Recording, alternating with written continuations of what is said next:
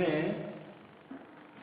Determinant and matrices ये 2 chapter complete कर लिए हैं और उसमें मैं बात कर रहा था सॉल्यूशन ऑफ होमोजेनियस इक्वेशन की।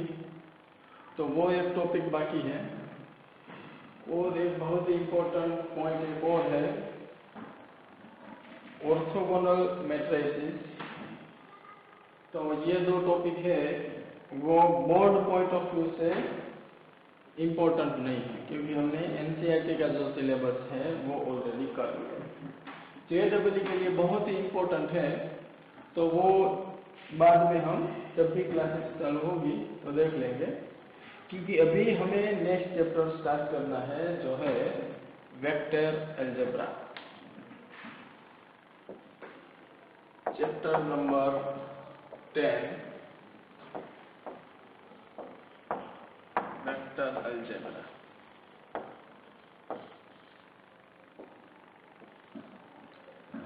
बहुत ही इम्पोर्टेंट चैप्टर है।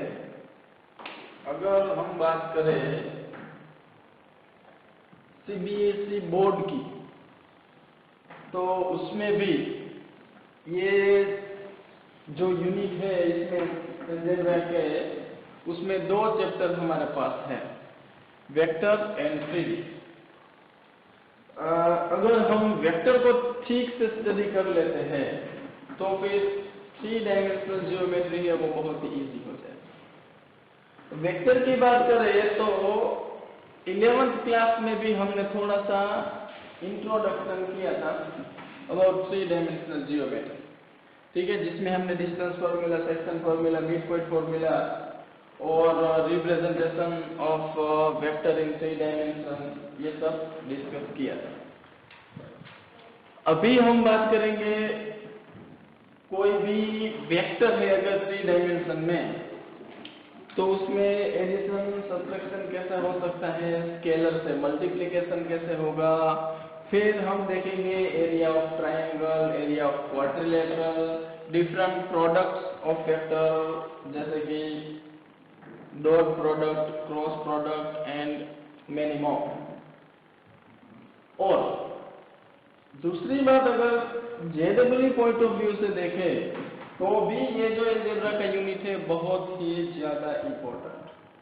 अगर 11th-12th का जो सिलेबस है उसमें देखें तो टोटल नंबर ऑफ चैप्टर्स जितने भी है उसमें से ये जो 2 चैप्टर है vector chapter number 10, chapter number 11 3D, ये बहुत ही ज्यादा इजी है।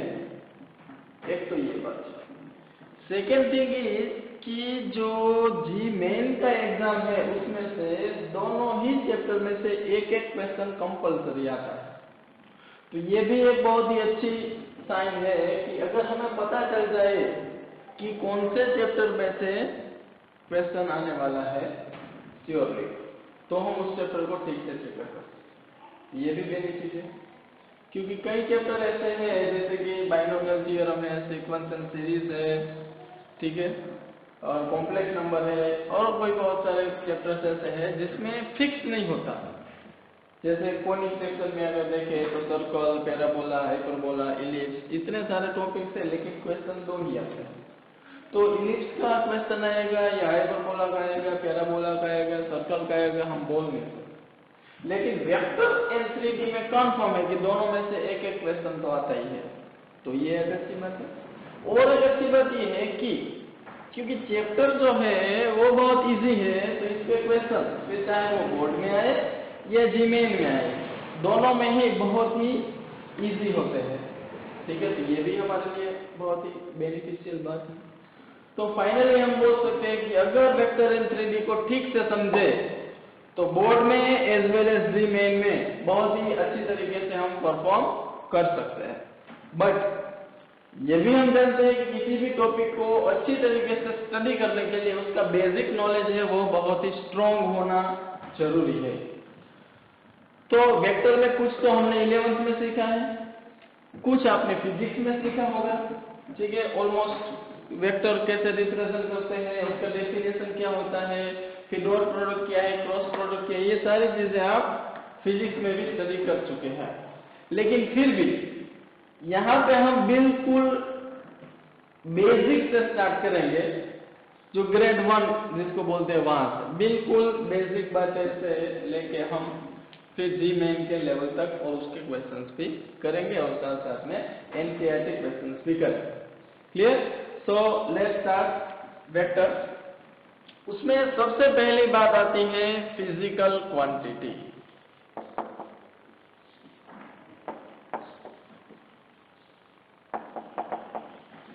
तो कोई भी फिजिकल क्वांटिटीज है, फिजिक्स में आपने बहुत सारे फिजिकल क्वांटिटीज स्टडी किए, तो उसको हम अलग अलग टाइप में डिवाइड कर सकते हैं। फिजिकल क्वांटिटी है या तो वो स्केलर क्वांटिटी हो सकती है या फिर वो वेक्टर क्वांटिटी हो सकती है। ठीक है? अब स्केलर क्वांटिटी का मतलब क्या होता है? Magnitude only.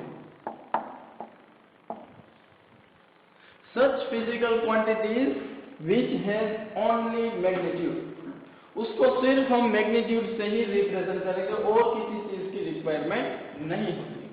तो वेक्टर क्वांटिटी किसको बोलते हैं? जिसमें मैग्नीट्यूड होता है एंड इसके साथ साथ डायरेक्शन भी होती है। So such type of quantities which can be described or represented by magnitude as well as direction are known as vector quantity. अब स्केलर क्वांटिटी जिसमें सिर्फ हमें मैग्नीट्यूड की ही रिक्वायरमेंट होती है। अगर एग्जांपल्स देखें कि कौन कौन से फिजिकल क्वांटिटीज ऐसी है जिसमें सिर्फ मैग्नीट्यूड से हम उसको रिप्रेजेंट कर सकते हैं, तो बहुत ही अच्छी तरीके से आप जानते हैं कि डिस्टेंस है वो स्केलर क्वांटिटी है। और अगर इस साइड में वेक्टर में हम बात करें तो डिस्प्लेसमेंट है वो वेक्टर क्वांटिटी है। एंड इन दोनों के बीच में डिफरेंस क्या है वो भी आपको पता होना चाहिए। डिस्टेंस मतलब जितना भी आप ट्रैवल कर चुके हैं वो, एंड डिस्प्लेसमेंट मतलब initial position and final position के बीच में जो स्मॉलेस्ट डिस्टेंस है उसको डिस्प्लेसमेंट बोलते हैं। तो उसमें डायरेक्शन की जरूरत पड़ती है क्योंकि दो पॉइंट आ गए, from initial point two final point और टर्मिनल पॉइंट। क्लियर? तो ये सारी बातें आप ऑलरेडी जानते हैं, इसमें हम ज्यादा डिटेल में नहीं जाएंगे।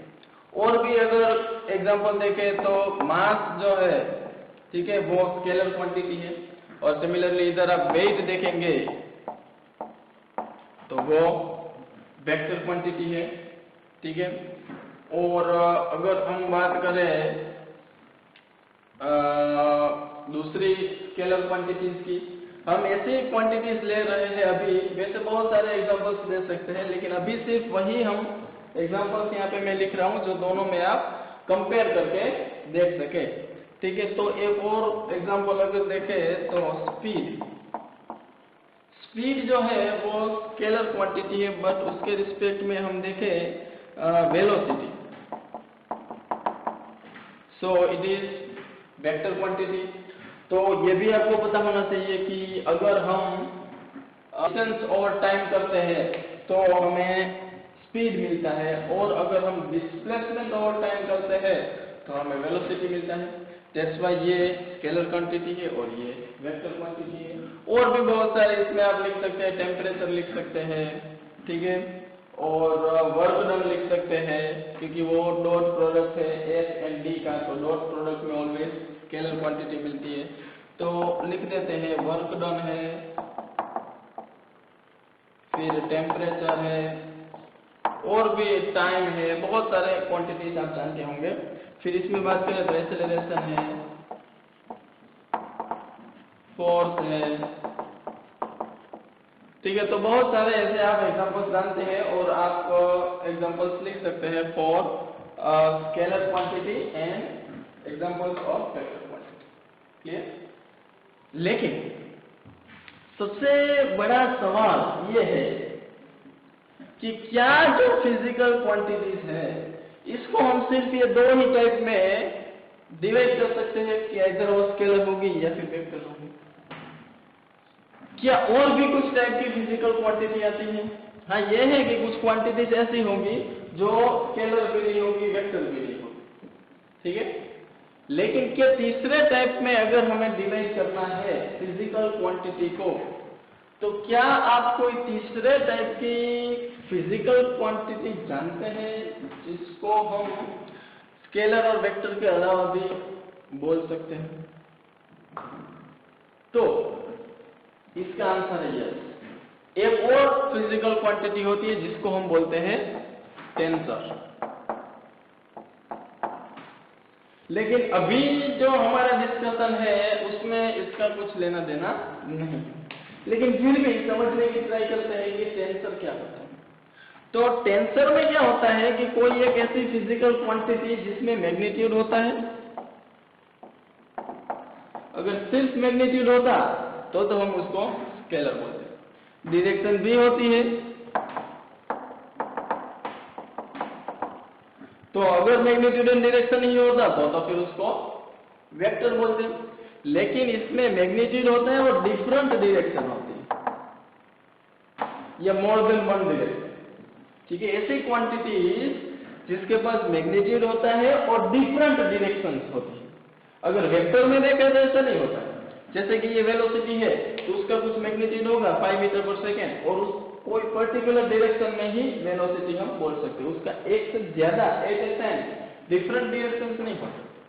But in case of tensor quantity उसमें मैग्नीट्यूड होता है और डिफरेंट डायरेक्शंस होती है। फिर अगर मान लीजिए कोई टेंसर क्वांटिटी ऐसी है जिसमें सिर्फ मैग्नीट्यूड ही है, ठीक है, तो हम उसको स्केलर बोलेंगे और उसका डिग्री होगा 0। मतलब इसको हम बोल सकते हैं 0 डिग्री टेंसर, या फिर 0 ऑर्डर, इसका 0 ऑर्डर टेंसर हम बोल सकते हैं। अगर वो वेक्टर है तो उसको हम बोल सकते हैं first order tensor quantity. And tensor है उसमें मिनिमम 2 डायरेक्शन, तो 2 डिफरेंट डायरेक्शन होनी चाहिए, इससे ज्यादा भी हो सकती है। तो टेंसर क्वांटिटी है उसका ऑर्डर है वो मिनिमम 2 से स्टार्ट होगा। फिर सेकेंड ऑर्डर टेंसर हो सकते हैं, थर्ड ऑर्डर, फोर्थ ऑर्डर, और बहुत सारे डिफरेंट टाइप्स के टेंसर क्वांटिटी हो सकते हैं। एग्जांपल्स की अगर बात करें तो बताओ कैसे एग्जांपल्स कुछ फिजिकल क्वांटिटी अगर आप जानते हैं कि जिसमें मैग्नीट्यूड भी होता है और डिफरेंट डायरेक्शन भी होती है, तो याद करो एक क्वांटिटी आपने स्टडी की है फिजिक्स में, स्ट्रेस।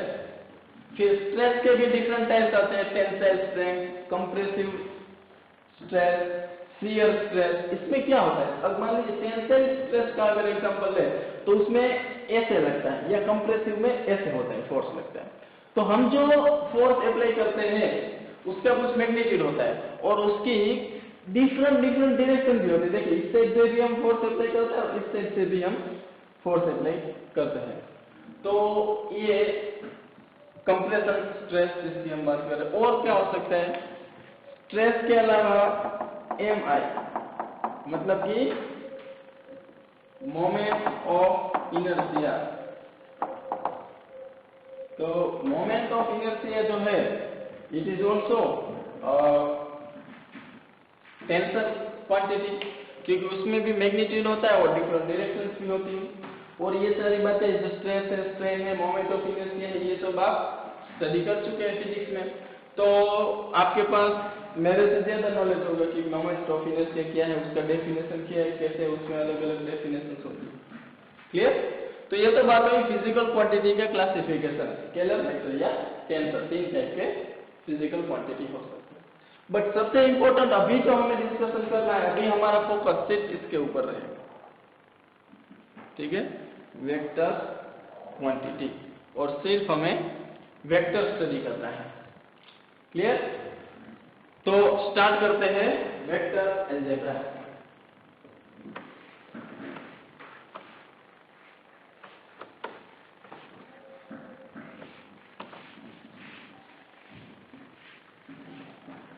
सबसे पहले बात आती है वेक्टर किसे बोलेंगे। तो आप बोलेंगे कि जिसका मैग्नीट्यूड है और डायरेक्शन है। देखना ध्यान, such physical quantities which has magnitude and direction. Clear? लेकिन सिर्फ इतना जरूरी नहीं है, इसके अलावा कुछ और होना चाहिए। क्या? ये आप सोचेंगे, अभी थोड़ी देर के बाद उस पर भी डिस्कस करेंगे। लेकिन सबसे पहला हम जो इसमें डिस्कस करना चाहते हैं वो है कंसेप्ट ऑफ वेक्टर्स या फिर इंट्रोडक्शन ऑफ वेक्टर्स। कैसे वेक्टर्स बनते हैं और क्या उसका रिप्रेजेंटेशन।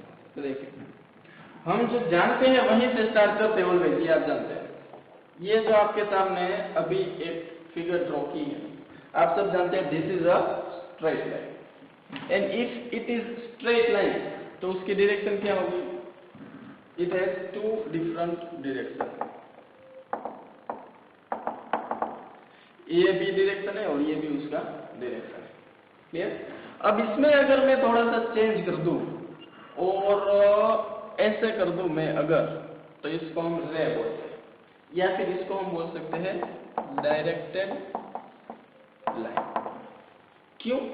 क्योंकि ये जो लाइन है इसका डायरेक्शन फिक्स नहीं था, ये भी उसका डायरेक्शन है, ये भी उसका डायरेक्शन है, बट इसमें हमने डायरेक्शन फिक्स कर दिया कि सिर्फ इस साइड में ही ये लाइन का डायरेक्शन, या फिर आप ये एक साइड भी फिक्स कर सकते हैं। अगर जो स्ट्रेट लाइन है जिसमें दो अलग अलग डायरेक्शन होती है उसमें से एक डायरेक्शन हम फिक्स कर देते हैं तो फिर इस टाइप का जो फिगर बनता है उसको हम बोलेंगे डायरेक्टेड लाइन। क्लियर? अब जो ये डायरेक्टेड लाइन है उसमें भी मैं एक काम करता हूं, थोड़ा सा पोर्शन इसका जो लेंथ है ना वो भी मैं फिक्स कर दूं। तो देखिए, ये जो पॉइंट है ना ये P है और ये पॉइंट है वो Q। ठीक है? और ये जो PQ है उसका डायरेक्शन अगर ये है यहां से ये, तो इसको हम बोल सकते हैं इसके पास डायरेक्शन भी है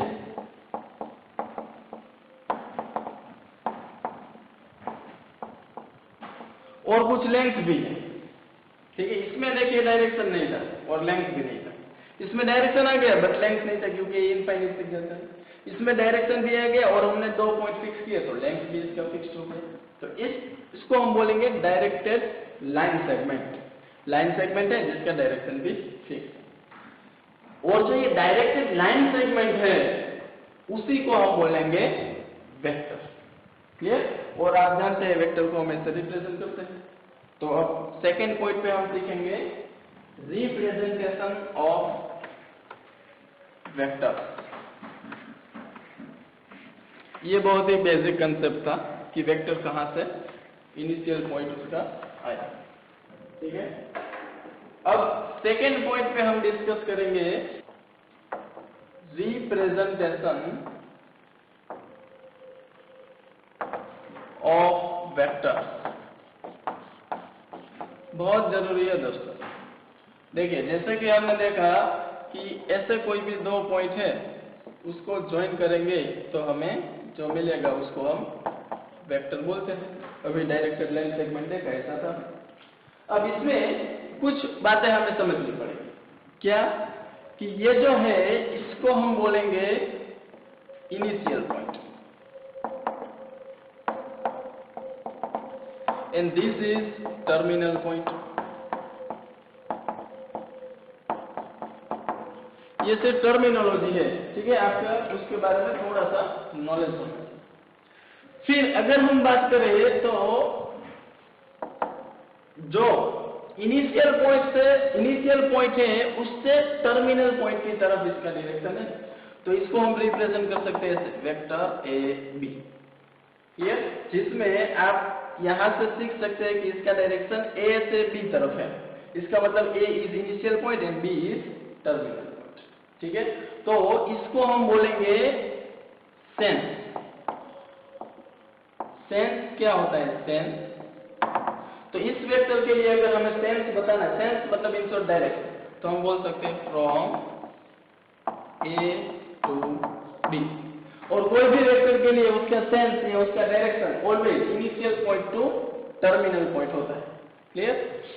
सेकेंड पॉइंट इसमें होता है मैग्नीट्यूड।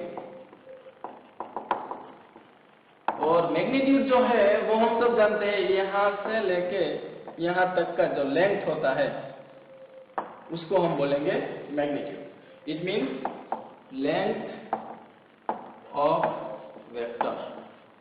जिसको हम रिप्रेजेंट करेंगे ऐसे,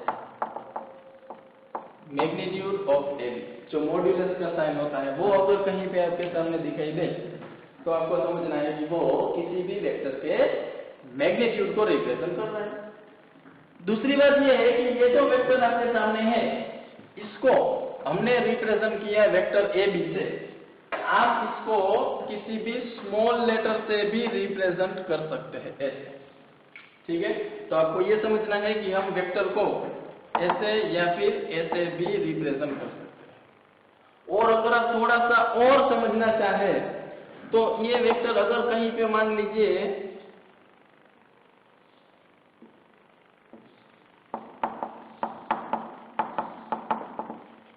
कहीं पे एग्जाम में या कोई भी बुक में आपको कोई भी स्मॉल लेटर दिखाई दे और उसके ऊपर वेक्टर का साइन है तो आप समझ जाएंगे कि वो वेक्टर है।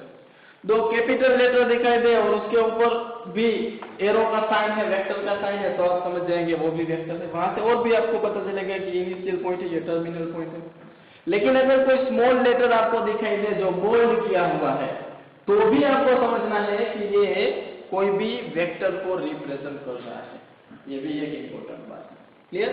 लास्ट थिंग इज, इसमें अगर हम बात करें सपोर्ट की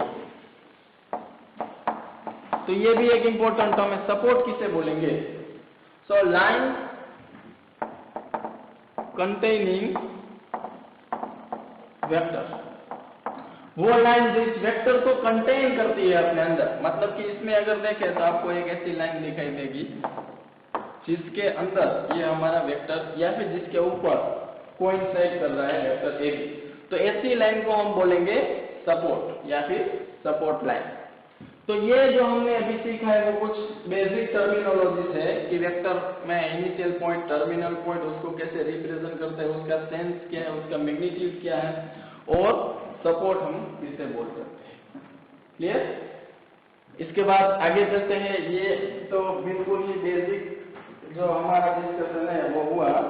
उसके बाद हमें डिस्कशन करना है कि कोई भी वेक्टर है उसका मैग्नीट्यूड अगर हमें निकालना है तो हम कैसे निकाल सकते हैं, और कोई भी वेक्टर है उसका डेफिनेशन क्या है। ठीक है, तो अब डेफिनेशन पे फोकस करते हैं।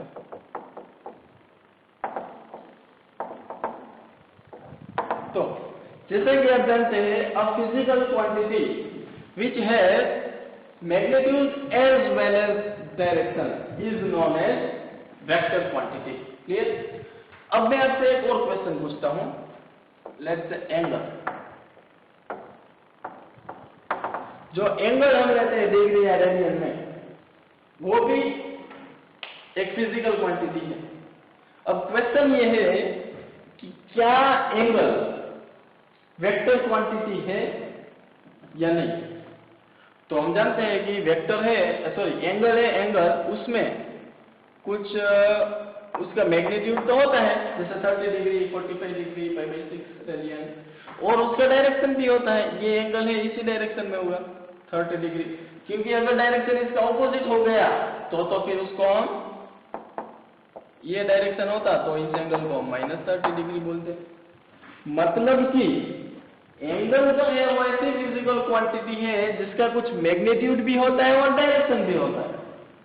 तो क्या ये वेक्टर क्वांटिटी इसको बोल सकते हैं? सोचिए।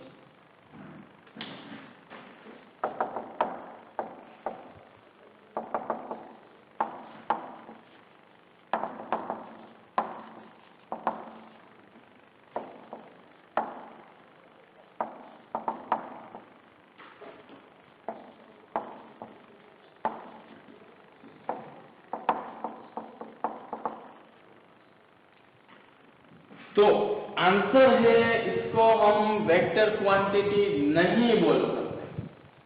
देखिए, मैग्नीट्यूड है, डायरेक्शन है, फिर भी इसको वेक्टर क्वांटिटी नहीं बोल सकते, क्योंकि जो वेक्टर है उसका डेफिनेशन सिर्फ इतना नहीं है कि जिसके पास सिर्फ मैग्नीट्यूड हो एंड डायरेक्शन हो उसको हम वेक्टर क्वांटिटी बोल सकते हैं। डेफिनेशन क्या है?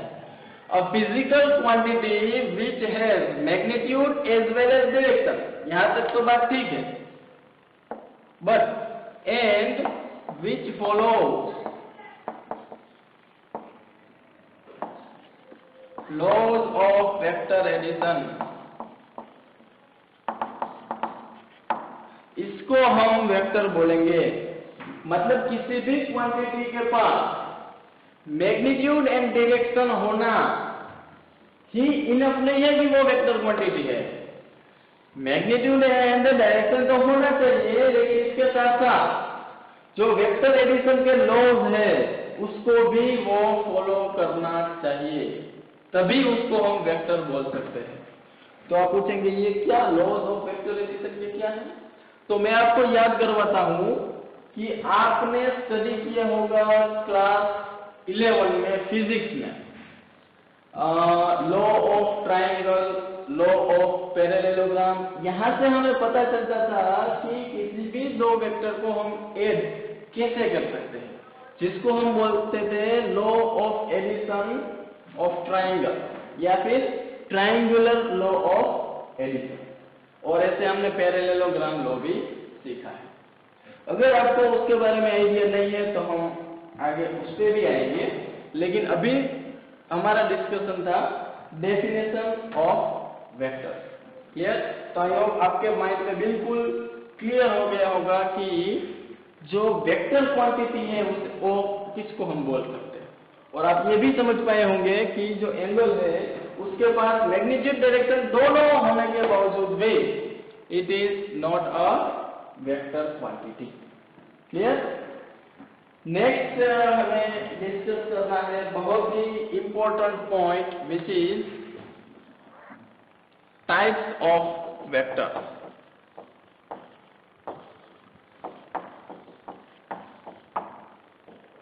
जिसमें सबसे पहले हम बात करेंगे जीरो वेक्टर, या फिर उसको हम नल वेक्टर भी बोल सकते हैं। ठीक है? तो जीरो वेक्टर किसको बोलेंगे? A vector having initial point equal to terminal point. देखिए अभी जो वेक्टर की हम बात कर रहे थे उसमें हमारे पास क्या होता था, एक ऐसे इनिशियल पॉइंट होता था और एक टर्मिनल पॉइंट होता था। अब सोचिए कोई ऐसा वेक्टर जिसमें initial point and terminal point दोनों एक ही पॉइंट हो, तो जीरो वेक्टर बोलेंगे। ठीक है? या नल वेक्टर बोलेंगे। या फिर हम बोल सकते हैं कि जिसका मैग्नीट्यूड जीरो। क्लियर? तो उसको हम रिप्रेजेंट ऐसे भी कर सकते हैं, रिप्रेजेंटेड बाय जीरो वेक्टर। और इसका मैग्नीट्यूड अगर निकाले, जैसा कि हमने बात किया, ये मैग्नीट्यूड का साइन है, तो जीरो वेक्टर है उसका मैग्नीट्यूड जीरो होता है।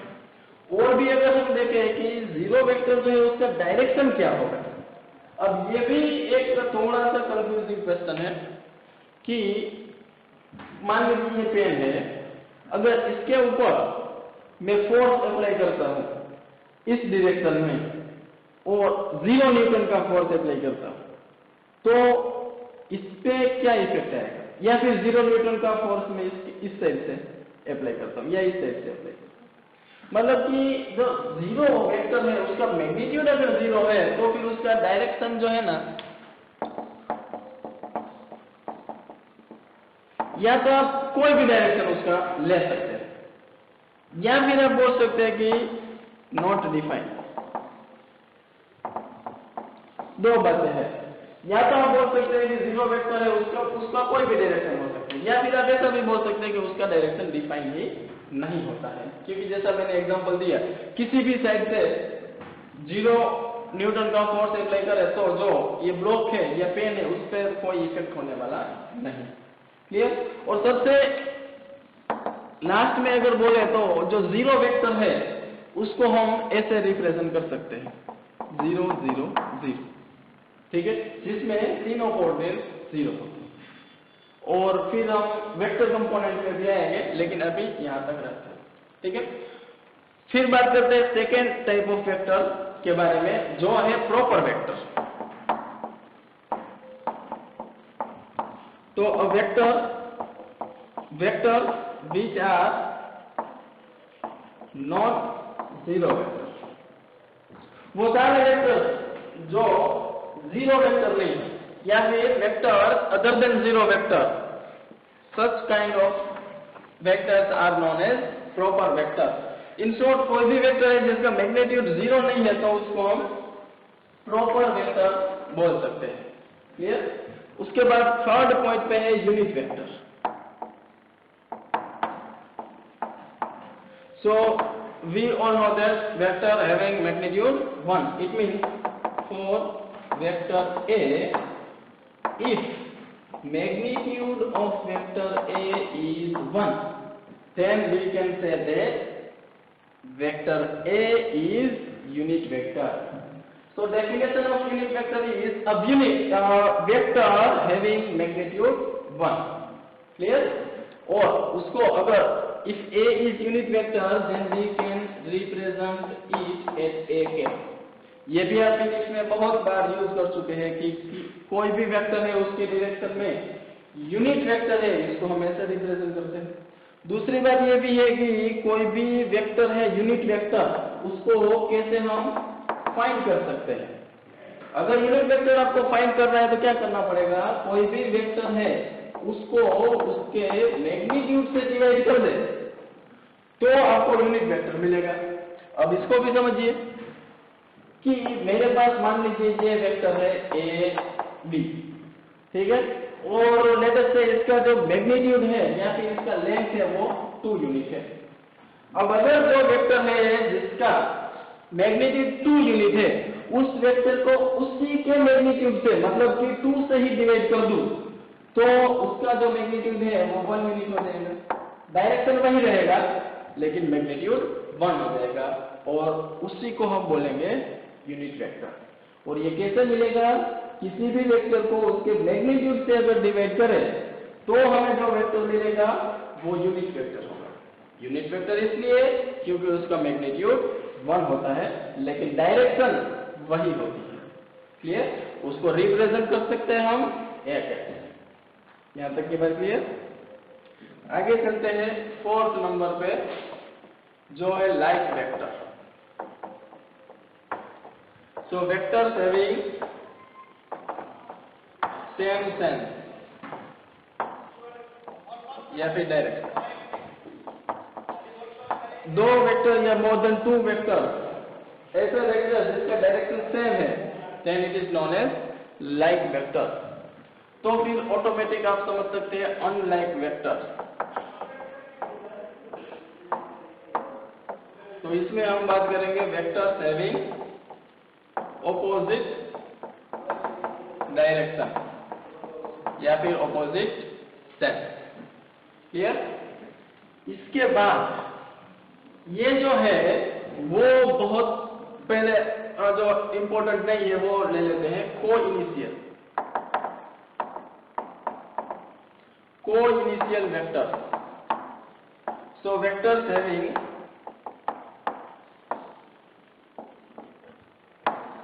Same initial point. मतलब कि मान लीजिए ये एक वेक्टर है जिसका इनिशियल पॉइंट ये है, ये दूसरा वेक्टर है, ये वेक्टर ए और वेक्टर बी। तो अभी आपके सामने 2 वेक्टर है, उसको हम को इनिशियल वेक्टर बोल सकते हैं बिकॉज दोनों के इनिशियल पॉइंट है वो क्या है। क्लियर? उसके बाद आगे 7th में को टर्मिनल की भी अगर बात करें, को टर्मिनल वेक्टर, तो अभी आप समझ जाने चाहिए कि vector having same terminal point. जैसे कि ये एक वेक्टर है और दूसरा वेक्टर है ऐसे, ये वेक्टर ए और ये वेक्टर बी। देखिए ये इनिशियल पॉइंट, ये टर्मिनल पॉइंट, ये इनिशियल पॉइंट, ये टर्मिनल पॉइंट। तो ऐसे 2 वेक्टर या मोर देन 2 वेक्टर जिसमें टर्मिनल पॉइंट सेम है तो उसको को टर्मिनल बोलेंगे, इनिशियल पॉइंट सेम है तो उसको हम को इनिशियल वेक्टर्स बोलेंगे। क्लियर? तो ये basic different types of vectors है जिसके बारे में आपको नॉलेज होना चाहिए। क्लियर? और भी कुछ टाइप के वेक्टर्स है जिसको भी समझना हमारे लिए जरूरी है, देख लेते हैं।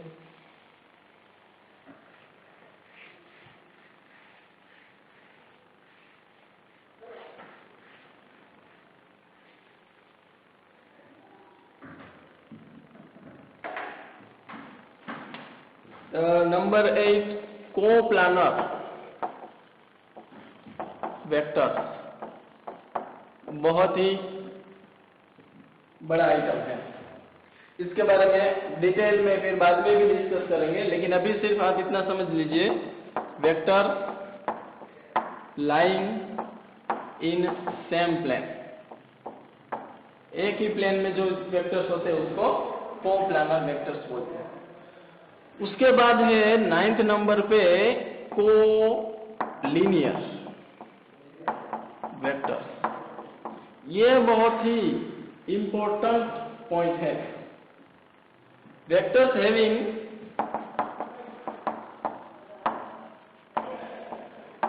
सेम और पैरेलल सपोर्ट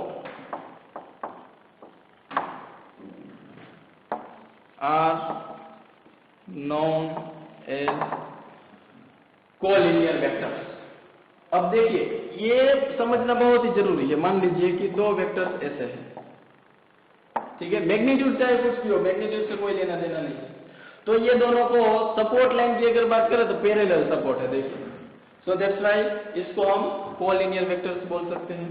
और भी देखिए, अगर एक वेक्टर ऐसे है यहां से और दूसरा वेक्टर ऐसे है, this is vector A and this is vector B, तो इसको भी हम कोलिनियर वेक्टर्स बोल सकते हैं। और अगर मान लीजिए बात करें कि ये यहां से यहां तक वेक्टर ए है और ये वेक्टर टोटल यहां से लेके ये वेक्टर बी है, तो इसको भी कोलिनियर वेक्टर्स बोल सकते हैं। और भी देखिए, अगर मैं बात करूं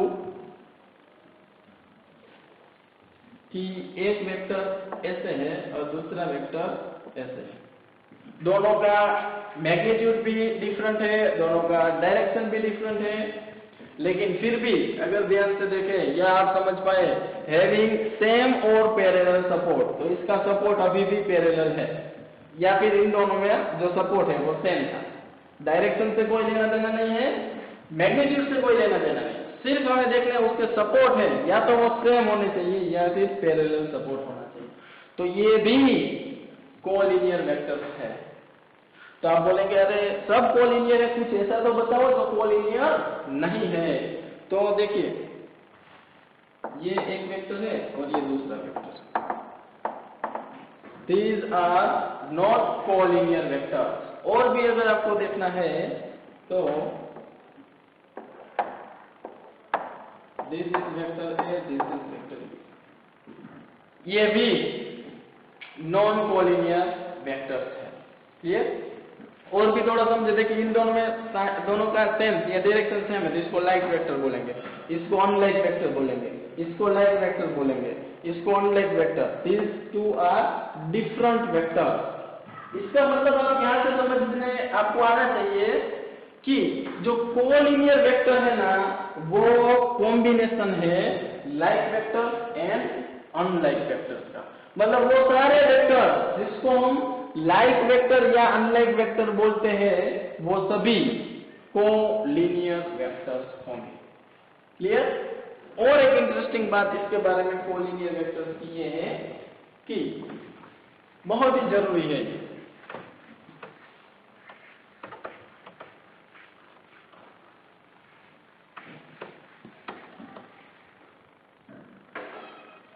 फॉर टू कोलिनियर वेक्टर्स की बात कर रहा हूं। For two vectors A and B, if vector A equal to K times vector B, देखिए कोई वेक्टर A है, फिर दूसरा वेक्टर जो है ना वो ऐसा होना चाहिए जिसको हमने कोई भी कांस्टेंट से मल्टीप्लाई किया हुआ हो। तो फिर ऐसे दो वेक्टर को K is any real number, लेकिन फिर K जो है वो जीरो नहीं होना चाहिए। वैसे देखें तो इधर अगर जीरो पुट कर दिया तो वेक्टर ए है वो जीरो वेक्टर हो जाएगा। So it means we are discussing about non zero vector A and B. तो आपको समझना है for two non zero vector A and B, if vector A is equal to k times of vector B, then this type of two vectors a and b are known as collinear vectors। Clear? दूसरी बात यहाँ पे ये भी है, ध्यान से समझना, सबसे इंपॉर्टेंट पॉइंट। अब यहाँ से अगर देखें तो आप k की वैल्यू फाइंड कर सकते हैं। कैसे? इक्वालिटीज ऑफ वेक्टर्स है। तो पहले यहाँ पे स्केलर मल्टीप्लिकेशन करेंगे, फिर इक्वालिटी ऑफ वेक्टर्स करेंगे, ये हम आने वाले टाइम में सीखेंगे। लेकिन अभी ये समझ लीजिए, किसी भी तरीके से यहाँ से आप k फाइंड कर सकते हैं। तो k की वैल्यू क्या हो सकती है? इधर ग्रेटर देन 0 हो सकता है, लेस देन 0 हो सकता है, या फिर k does not exist, k की वैल्यू एग्जिस्ट ना करे। तो ये इधर जो है 3 डायमेंशन की बात कर रहे हैं, तो तीन वैल्यूज आपको मिलेगी, तीनों कोऑर्डिनेट, ये तीनों कंपोनेंट, उसको कंपेयर करेंगे तो k की वैल्यू तीनों में डिफरेंट आए, ऐसा भी हो सकता है। तो वहां पे k की वैल्यू एग्जिस्ट नहीं करेगी। अब अगर k ग्रेटर देन 0 हो गया ना, तो आपको समझना है कि this two are a and b are like vector, and अगर k लेस देन 0 आया तो उसको हम बोलेंगे अनलाइक वेक्टर, और अगर k की वैल्यू हमें नहीं मिली तो हम बोलेंगे डिफरेंट वेक्टर। ठीक है? और मैं आपको ये क्लियर करवा चुका हूं कि like vector and unlike vector दोनों को एक साथ हम बोल सकते हैं कोलिनियर वेक्टर। क्लियर? तो कोलिनियर वेक्टर्स है वो बहुत ही इंपॉर्टेंट है, और इसका हम आगे भी बहुत अलग अलग टॉपिक में भी इसका यूज करेंगे। तो कोलिनियर वेक्टर का डेफिनेशन, एग्जांपल्स, उसका कंडीशंस और उसको डिफरेंट टाइप्स में क्लासिफाई भी मैंने कर दिया है आपके साथ। क्लियर? आगे बढ़ते हैं।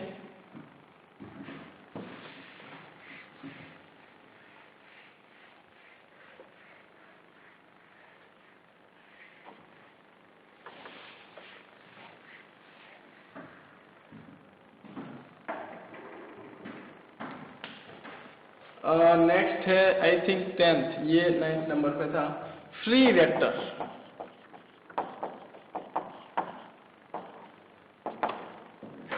तो ये बहुत ही जरूरी है। देखिए, if B has same magnitude and direction as vector A, but initial point and terminal point are different। मतलब मान लीजिए ये वेक्टर A मेरे पास है, अब B जो है ना वो एक ऐसा वेक्टर है जिसका मैग्नीट्यूड इतना ही है, डायरेक्शन यही है, but initial and terminal point है ना वो कुछ अलग है, मतलब ऐसे vector B. Clear? So we can say that B is free vector of ए,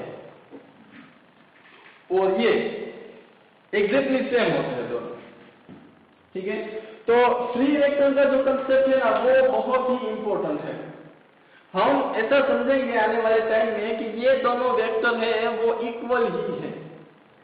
ठीक है? क्योंकि मैग्नीट्यूड सेम है, डायरेक्शन या सेंस सेम है, और लाइन ऑफ सपोर्ट भी देखें तो वो पैरेलल है। ठीक है? तो और दूसरी बात क्या है कि फ्री वेक्टर्स है उसको हम 3 डायमेंशनल ज्योमेट्री में भी यूज करेंगे। जैसे कि ये प्लेन है, इसके ऊपर ये जो परपेंडिकुलर वेक्टर है और ये परपेंडिकुलर वेक्टर है, ये दोनों को हम सेम वेक्टर, इसको या ऐसे इनफाइनाइट जो वेक्टर्स है सबको हम एक ही तरीके से ट्रीट करेंगे। तो ये भी आपको समझना है फ्री वेक्टर। उसके बाद और अगर थोड़ा सा समझे तो नेगेटिव ऑफ वेक्टर। तो अगर कोई भी वेक्टर ऐसा है, वेक्टर हैविंग सेम डायरेक्शन नहीं, सेम मैग्नीट्यूड, मैग्नीट्यूड सेम होना चाहिए।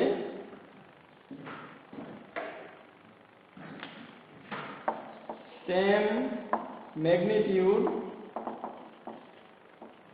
But opposite direction.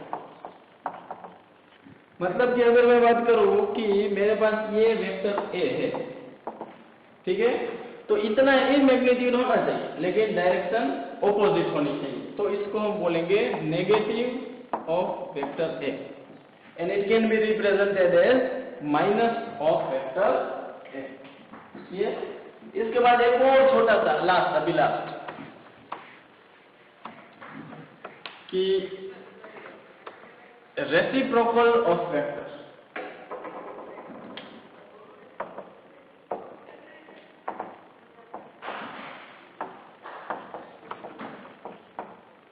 Vector having same direction but reciprocal magnitude।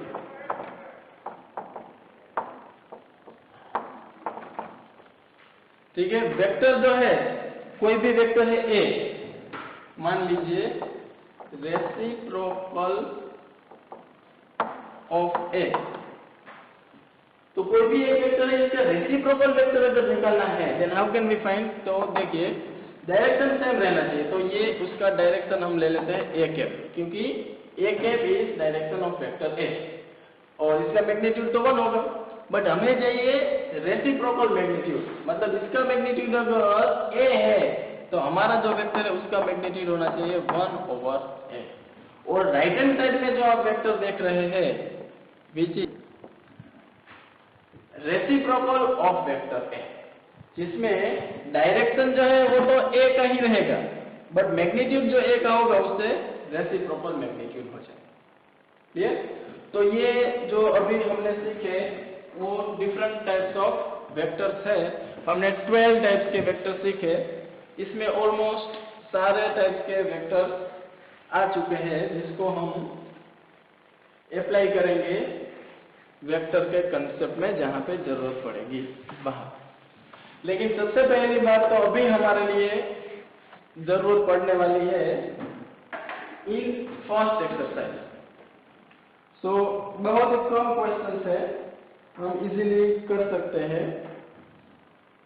तो एक्सरसाइज 10.1 की अगर बात करें, ठीक है, so first question is here. सबसे पहले तो हमें स्केलर एंड वेक्टर में डिफरेंशिएट करना है। उसके पहले फर्स्ट क्वेश्चन जो है 10.1 का, उसमें दिया है represent graphically displacement of 40 kilometre 30 degree east of north. तो सबसे पहले समझिए कि ये नॉर्थ है और साउथ है, हमें डिस्प्लेसमेंट दिखाना है किस तरफ, और 40 किलोमीटर का है, वो उसका मैग्नीट्यूड भी पता चल गया। डायरेक्शन दिया है 30 डिग्री ईस्ट ऑफ नॉर्थ। अब ध्यान से देखिए, ये नॉर्थ है, ये ईस्ट है और ये वेस्ट है। ईस्ट ऑफ नॉर्थ, तो ये जो है ये नॉर्थ का ईस्ट हुआ and this is west of north. हमें चाहिए ईस्ट ऑफ नॉर्थ एंड वो भी 30 डिग्री, और उसका जो मैग्नीट्यूड है वो 40 किलोमीटर होना चाहिए। क्लियर?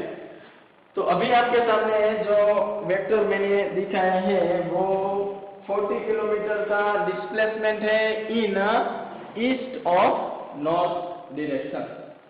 उसके बाद कुछ क्वांटिटीज आपको दी है सेकेंड क्वेश्चन में, जैसे कि 10 किलोग्राम, फिर सेकेंड है 2 मीटर नॉर्थ ऑफ वेस्ट, फिर